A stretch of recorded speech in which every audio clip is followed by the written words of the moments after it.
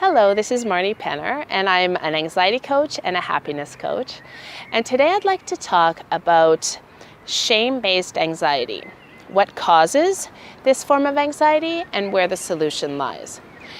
In my opinion, shame-based anxiety is the most common form of anxiety. It has a very simple explanation as well as a simple solution.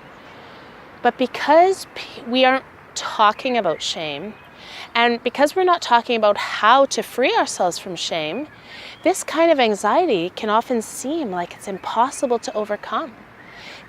There's often a belief in many of the anxiety communities that there's no solution for this kind of anxiety. But in reality, it's very simple. It's got a very simple explanation and a simple solution. I have overcome many forms of anxiety, and at the root of each of these anxieties was a particular type of shame. I will be doing more videos on my various types of anxiety and how I freed myself from shame. But in today's video, I'd like to show you a case study of some social anxiety that I had for one day. And then I was able to resolve it.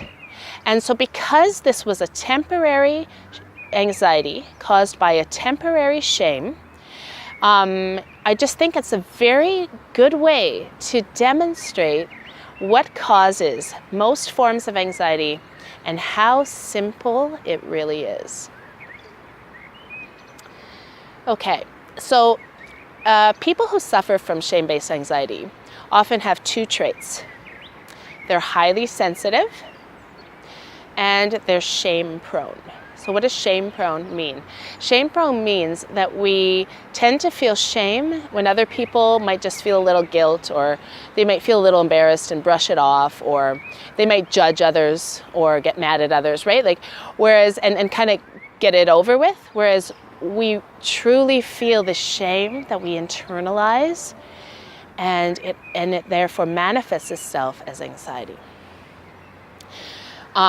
Because I've overcome so many forms of anxiety myself, I have a very honest approach to communicating with people, so that if I do acquire any shame, I immediately can kind of resolve it without even really knowing what I'm doing.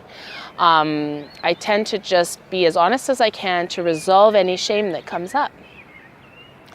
But there was a certain type of shame that happened to me in the past half year that I was not able to resolve, okay? And it's really fascinating what happened.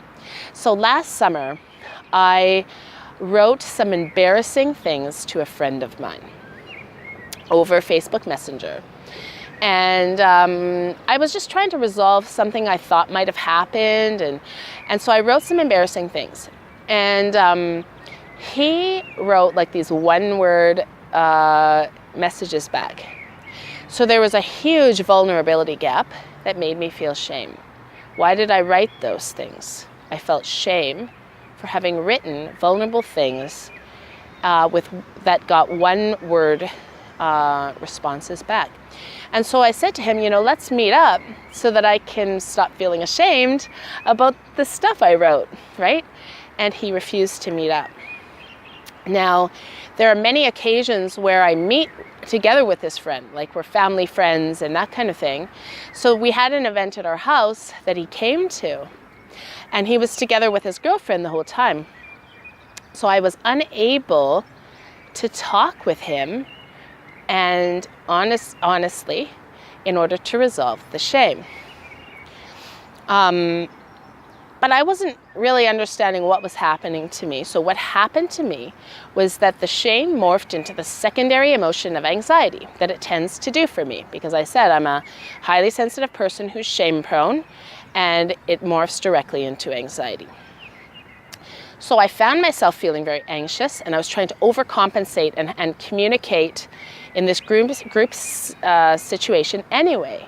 And I was finding it was taking so much energy, and I was just feeling kind of ashamed of what I was saying. I was completely overwhelmed, overstimulated, and feeling more and more anxious. And it got to a point where I was feeling so anxious that I had to go up into my room and hide.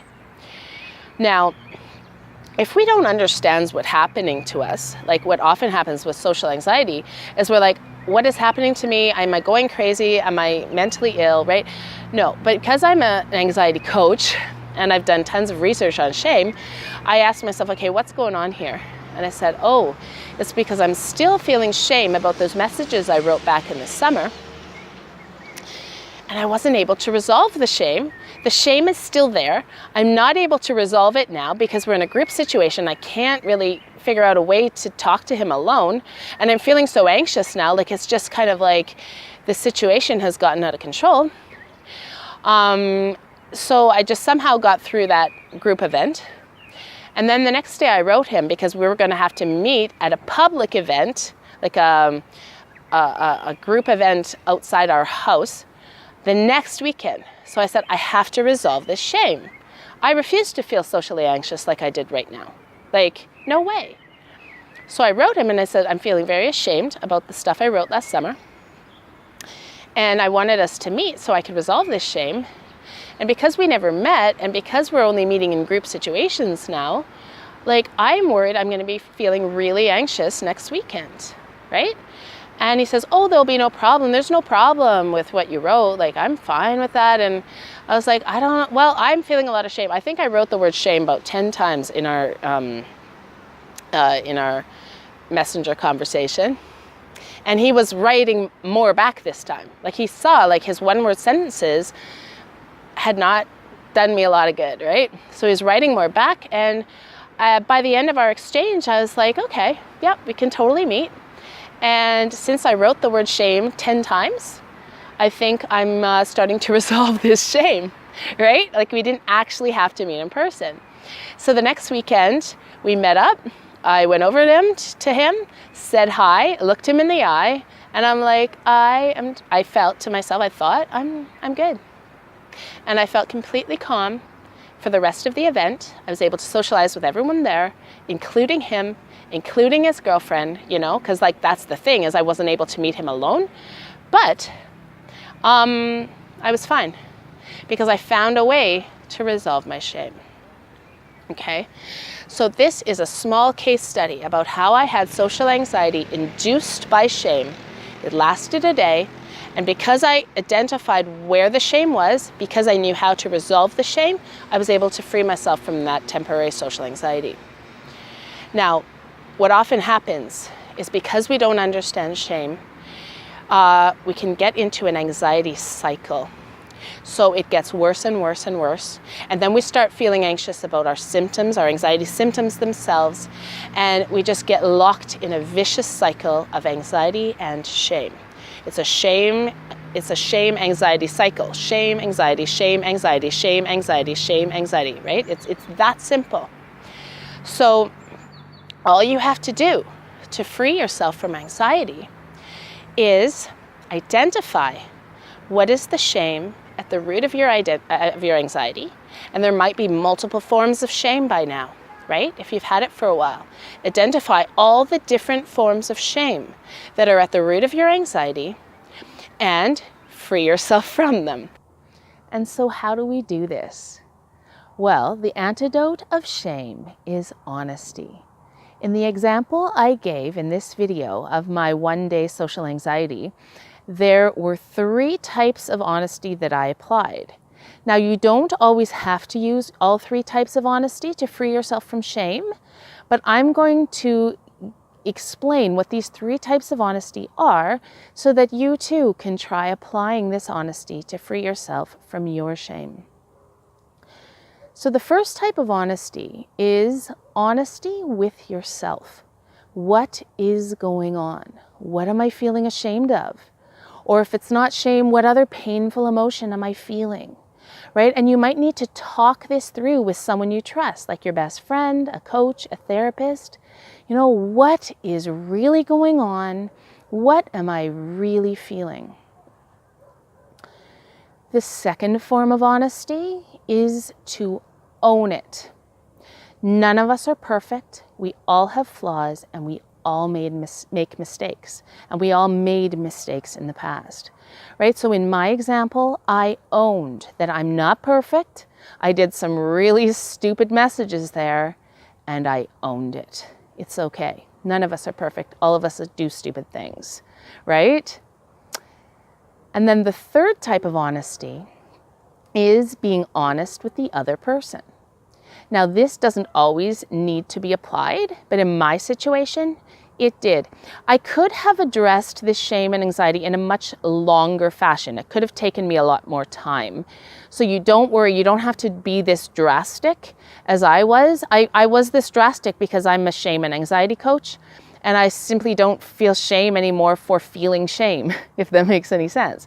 So anyway, you be honest however you can with any people who trigger this shame and anxiety. And so for me, it was this friend was triggering the shame and anxiety. So I was honest with him that I felt ashamed for what had happened and that I wasn't able to talk it through with him. So I would like to do it right now, right? Now, in addition to honesty, there are also two other techniques that help us truly free ourselves from the social anxiety that the shame was causing. The second technique, in addition to honesty, is love.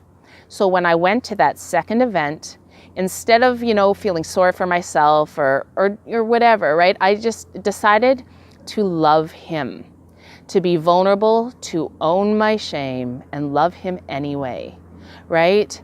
And it was because I was able to look him in the eye and love him and love everybody at that event, right? And not be stuck in my own head. I was able to get over the shame and anxiety immediately. Acceptance. Maybe before I met him at that event, I think I was feeling a little bit of anxiety. I just accepted that anxiety. Acceptance means accepting the anxiety symptoms themselves. So I hope you found this helpful. It was a case study of my one-day social anxiety caused by shame that I was not able to resolve through honesty.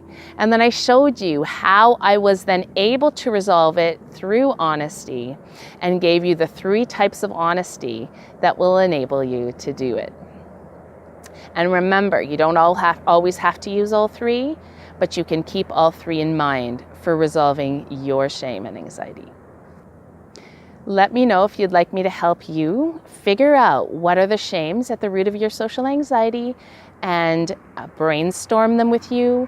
You can honestly talk about them with me. I can help you own them, and I can help you be more honest with everyone else in your life. And I can also help you apply love and acceptance to free yourself from the shame and the social anxiety that it's been causing. Thank you for listening. I hope you found this helpful, and I hope you have a wonderful day.